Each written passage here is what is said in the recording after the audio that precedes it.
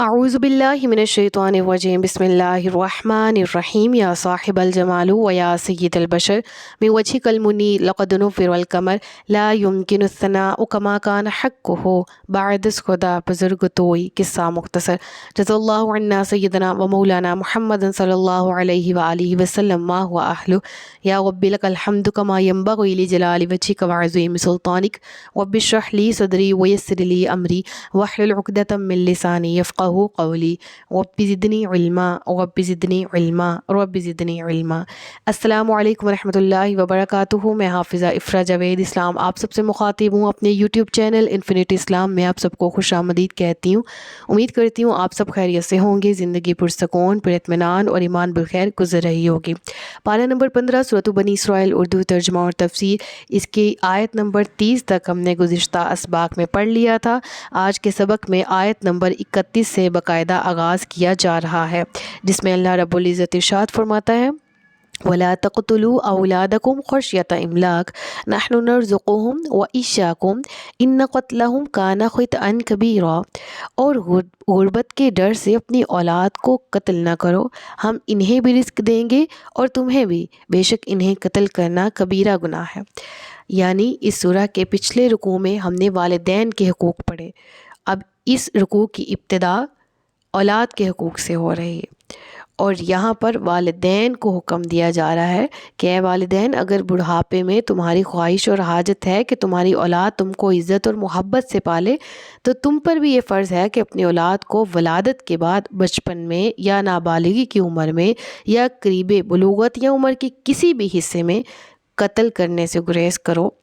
अब कत्ल से मुराद क्या है? जान से मारना भी है, लेकिन बेपरवाही करना इससे भी मना किया गया। यानी वालिदैन को हुक्म दिया गया कि अपनी औलाद को किसी भी तरीके से कत्ल ना करो, ना बेपरवाही करके, ना भूखा रख के, ना जान से मार कर, ना जिंदा गाड़ कर, ना दर बदर फिरा कर, ना नफ़रत करके। बेटे हों या बेटियां, सब रब की अता है। तुम गरीब हो जाने के खौफ से अपनी औलाद को कत्ल मत करो, क्योंकि हम इन्हें भी रिज़्क देते हैं, हम तुम्हें भी रिज़्क देते हैं, राज़िक हम हैं। रब्बुल आलमीन फरमा रहा है कि रिज़्क जिस तरह तुम्हें अब तक मिलता आ रहा है इतनी बड़ी ज़िंदगी में, तुम्हारी औलाद को भी मिलेगा, क्योंकि रिज़्क देना रब्बुल आलमीन ने अपने ज़िम्मा करम पर किया है। लिहाजा तुम रिज़्क की कमी के खौफ से अपनी औलाद को कत्ल मत करो, क्योंकि रब्बुल आलमीन फरमा रहे हैं कि बेशक औलाद का कत्ल बहुत बड़ा कबीरा गुनाह है, नाकाबिले माफ़ी गुनाह है। अब यहाँ पर इस आयत की मज़ीद तफसीलात समझने के लिए आपको मैं ज़रा अरब के उस दौर की तरफ ले जाती हूँ जब कुरान करीम का नुज़ूल हो रहा था, जब इन आयात का नुज़ूल हो रहा था। तो अहले अरब किस तरह से घाटे का शिकार थे। अहले अरब एक तो जहलियत के अंधेरों में डूबे हुए थे, इल्म इरफान उनसे दूर दूर तक इनका कोई ताल्लुक़ नहीं था, शऊर से इनका कोई ताल्लुक़ नहीं था। दूसरी तरफ गुर्बत व इफ़लास में घिरे हुए थे। दूसरी तरफ वो इस तरह के रकबे में, इस तरह के जोग्राफियाई एतबार से उस तरह के ख़ित्ते में रहते थे जहाँ पर बारिशें कम होती थीं। खुश्क सहराई इलाका था, जहाँ कहीं कोई बारिश होती वहाँ पर काफ़िले दर काफ़िले वहाँ जाते पानी इकट्ठा करने, पानी लेने, वहाँ पर अपनी रिहाइश रख लेते, यहाँ तक कि वहाँ से जब तक पानी ख़त्म ना हो जाता। यानी कहीं निशेबी इलाके होते हैं और कहीं बलाई इलाके होते हैं, बारानी इलाके होते हैं। तो जो निशेबी इलाके हैं वहाँ पर ऑब्वियसली जो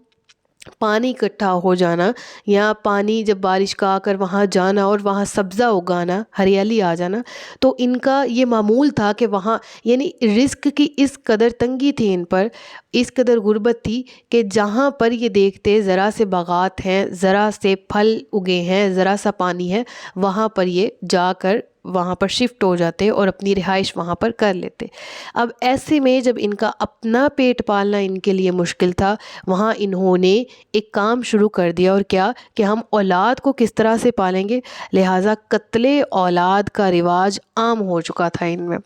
औलाद को कत्ल करना इनके लिए कोई बड़ी बात ही नहीं रही थी, ये बिल्कुल मामूली सी बात थी कि वो औलाद को उनकी पैदाइश से पहले या पैदाइश के बाद قتل کر دیتے. کیوں؟ غربت اور افلاس کے ڈر سے کہ ہم انہیں کھلائیں گے کہاں سے. اب ایسے میں ایک طبقہ عرب کا وہ بھی تھا جو کہ امیر تو تھا لیکن غریب ہونے کے ڈر سے اولاد کو قتل کر دیتا کہ کل کو جائیداد میں مزید شراکت دار، مزید حصے دار آئیں گے. لہٰذا اولاد کو قتل کرنا ان میں عام تھا. اب اولاد میں بھی بیٹوں کو تو وہ قتل نہ کرتے، بیٹیوں کو قتل کرنے میں ان کا مکمل زور تھا. اور وہ کس وجہ سے؟ کیونکہ موسٹلی ان جاہل عربوں میں کچھ ایسے بدو تھے جو کہ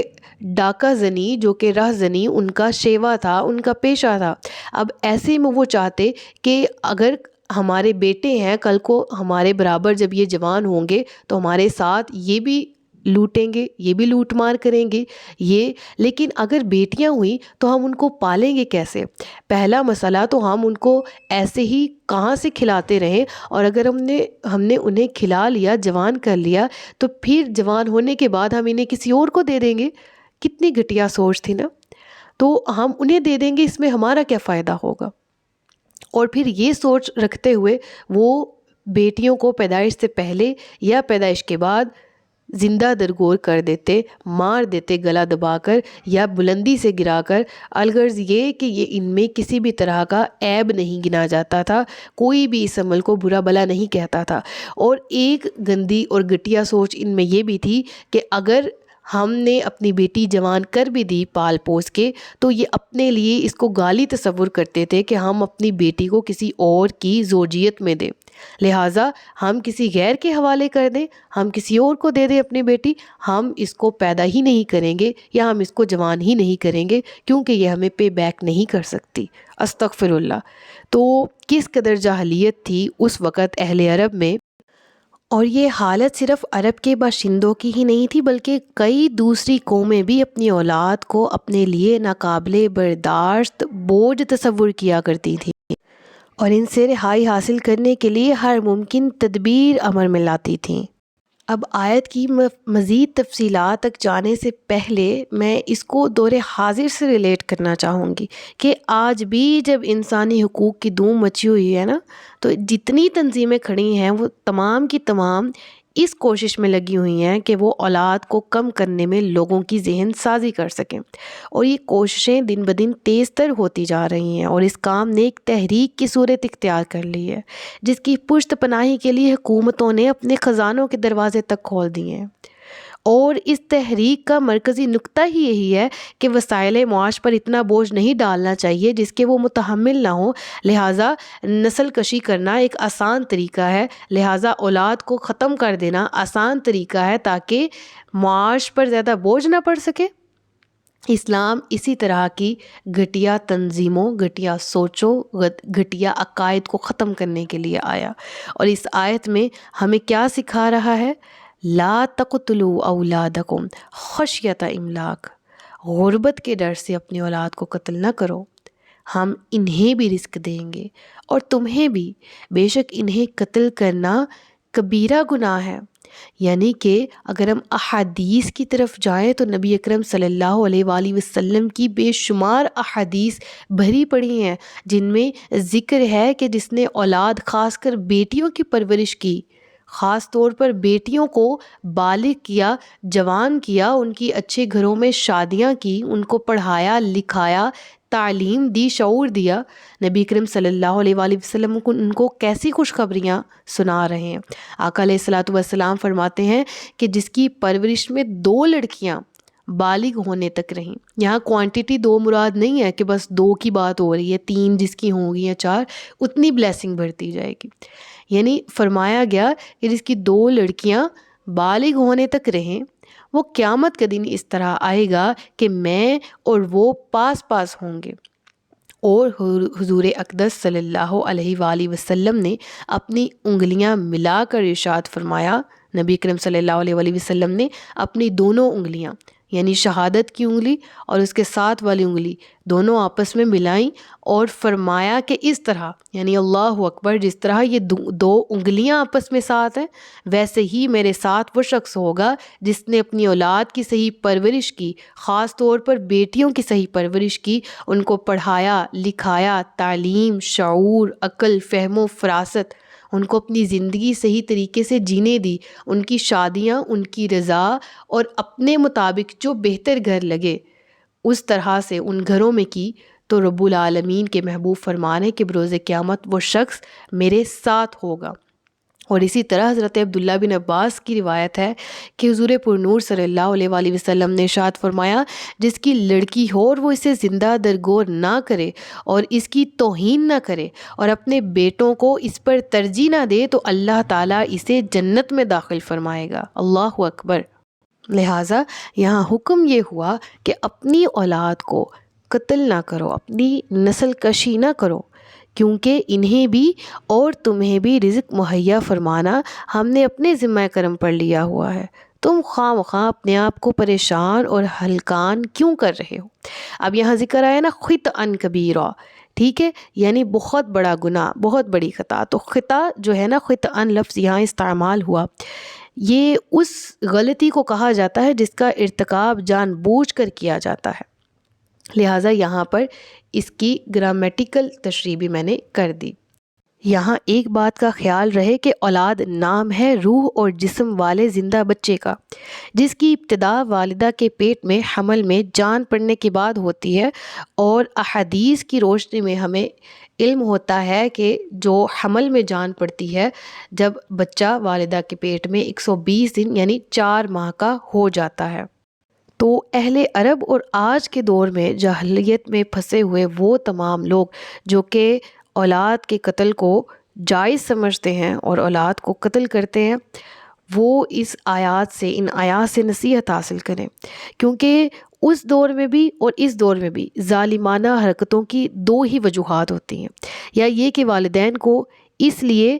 غریب ہو جانے کا خوف ہوتا ہے کہ بیٹی کو جہیز کہاں سے دیں گے، ہم تو ویسے ہی غریب ہیں تو ہم اس کو پالیں گے کہاں سے، وغیرہ وغیرہ۔ اور دوسرا یہ جو میں نے پہلے بھی عرض کیا کہ وہ شرم و غیرت کی وجہ سے لڑکیوں کو مار دیتے تھے کہ ہم اپنی بیٹیوں کو کسی اور کے گھر میں کیوں روانہ کریں، یا ان کا جو تعلق تھا وہ چوریوں سے، ڈکیتیوں سے، ظاہر سی بات ہے عرب کے جوہلا تھے، اس طرح کے پیشوں سے تھا، تو ایسا نہ ہو کوئی دشمن ہمارے گھر میں ہماری جوان لڑکیوں کو اٹھا کر لے جائے، تو ہم اس چیز کو گوارا نہیں کریں گے، لہٰذا ہم اپنی بیٹیوں کو پیدا ہی نہیں کرتے۔ تو اس وجہ سے وہ اس طرح کے ظلموں کا شکار تھے، اور آج کے دور میں بھی سب سے مین وجہ جو ہے نا، میں نے بہت سے بڑے صاحب استطاعت گھرانوں کو دیکھا ہے آنیسٹلی اسپیکنگ، کہ اچھی خاصی انکم ہے آج کے دور میں، لگائیں کہ ایک مزدور اتنا نہیں کماتا کہ جتنا وہ، جن کے اپنی کاروبار ہوتے ہیں، اپنی پراپرٹیز ہوتی ہیں، ان سے بھی پوچھا جائے نا تو وہ بھی اس حق میں نہیں ہوتے کہ ہم نے اتنی اولاد پیدا نہیں کرنی کیونکہ مہنگائی بہت ہے، آگے اور مہنگائی ہو جانی، ایسیکٹرا ایسیکٹرا۔ یاد رہے کہ ایک چیز ہے جو علماء فرماتے ہیں کہ برتھ کنٹرول اگر ایک شخص کر رہا ہے باہم مشورے سے، اور وجہ کیا ہو اس کی کہ خطرناک بیماری جو زوجہ ہے اس کی بیماری میں ڈلنے کا اندیشہ اگر ہو کہ اس سے زوجین کی صحت پہ برا اثر پڑ سکتا ہے، تو وہ برتھ کنٹرول کرتے ہیں، اور جو حمل ہے اس میں جان آنے سے پہلے اگر کسی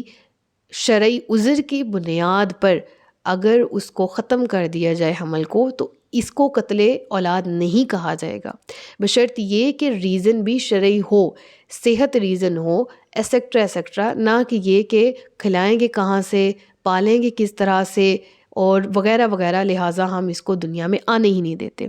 لہٰذا اگر منصوبہ بندی کی جا رہی ہے بچوں کی پیدائش میں، یا اگر کسی شرعی عذر کی بنیاد پر، خاص طور پر جیسے میں نے مینشن کیا کہ صحت اجازت نہیں دیتی کہ مزید بچے پیدا کیے جا سکیں، تو ایسے میں اگر اس بچے میں جان آنے سے پہلے تک، یعنی اگر ابھی وہ نطفہ کی حالت میں ہے یا علقہ کی حالت میں ہے، تو 4 ماہ سے پہلے اگر اس کو ختم کر دیا جائے تو اس کی علماء بہرحال اجازت دیتے ہیں کہ یہ قتل ہے، قتل اولاد ہے، اس میں نہیں کاؤنٹ ہوگا، لیکن اس چیز کو، اس کے عادی بن جانا یا اس کو ہر طرح، ہر صورت میں، ہر نیت کے ساتھ جائز سمجھنا، یہ بہرحال منع ہے، کیونکہ نطفہ یا حمل علقہ یعنی جمع ہوا خون جو ہوتا ہے، مدغہ جو لوتھڑے کی فارم میں آ جاتا ہے وغیرہ، یہ اولاد نہیں ہے، اور نہ ہی بے جان حمل کو گرانا جو ہے وہ مطلب وہ اولاد کہلاتا نہیں ہے اس وقت، اس لیے بے جان حمل کو گرانا قتل نہیں ہے۔ ہاں البتہ جب حمل میں مکمل جان پڑ جائے تب وہ اولاد ہے، اور اس کو پیٹ سے مار کر نکلوانا قتل ہے، اس کو پیدائش کے بعد کسی بھی طریقے سے مارنا قتل ہے وغیرہ وغیرہ۔ اور جس طرح میں نے آپ کو بتایا کہ قتل کرنے سے مراد سیدھا سیدھا جان نکال دینا ہی نہیں، بعض اوقات ہم ان کی پرورش ہی اس طرح سے نہیں کر رہے ہوتے، بعض اوقات ہماری لاپرواہی ان کی جان لے لیتی، بعض اوقات ہماری لاپرواہی کی وجہ سے ان کی جان چلی جاتی ہے، بعض اوقات تربیت صحیح نہیں کر پاتے، تو جان جانے سے مراد پوری زندگی ویسٹ ہو جانا بھی ہے۔ لہٰذا والدین کو کہا گیا کہ اولاد کی تربیت ان کی پیدائش کے حوالے سے ہر حال میں محتاط رہیں، کیونکہ اگر بعد از ولادت قتل کیا تو یہ قتل اولاد میں ہی آئے گا، اور یہ کبیرہ گناہ ہے۔ اور پہلے قتل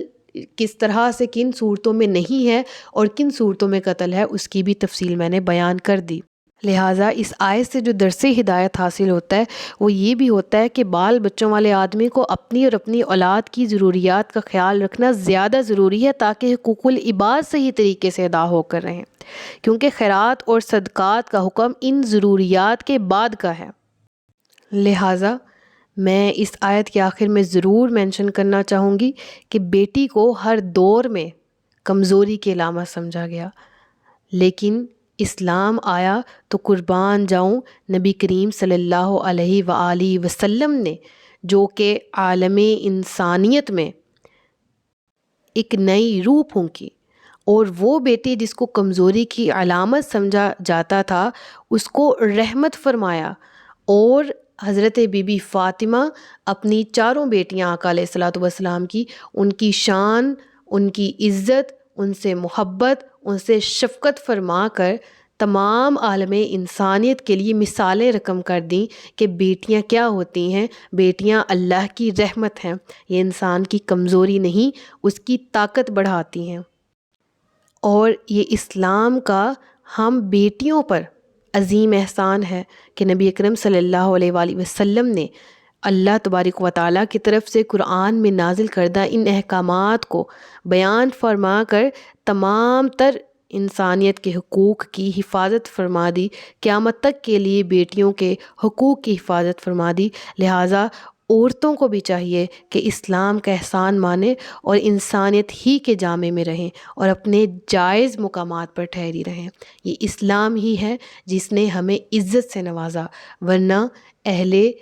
عرب میں جو جاہل لوگ تھے وہ کیا کرتے تھے، وہ بھی پڑھ لیا، اور آج کے دور میں جو لوگ کرتے ہیں وہ اسلام سے دور ہیں، وہ قرآن سے دور ہیں، وہ اسلام کی روح سے دور ہیں، اسی لیے ایسا کر گزرتے ہیں۔ اللہ تعالی ہم سب کو دین اسلام اور اس کے احکامات پر عمل کرنے کی توفیق دے، آمین۔ صدق اللہ العلی العظیم۔ سچ فرمایا اللہ نے جو عظمت والا ہے۔ ہم مائیں، ہم بہنیں، ہم بیٹیاں، قوموں کی عزت ہم سے ہے۔ اپنا بہت سا خیال رکھیے گا، مجھے دعا میں یاد رکھیے گا۔ تاجدار ختم نبوت زندہ باد، پاکستان ہمیشہ زندہ باد۔ السلام علیکم ورحمۃ اللہ وبرکاتہ۔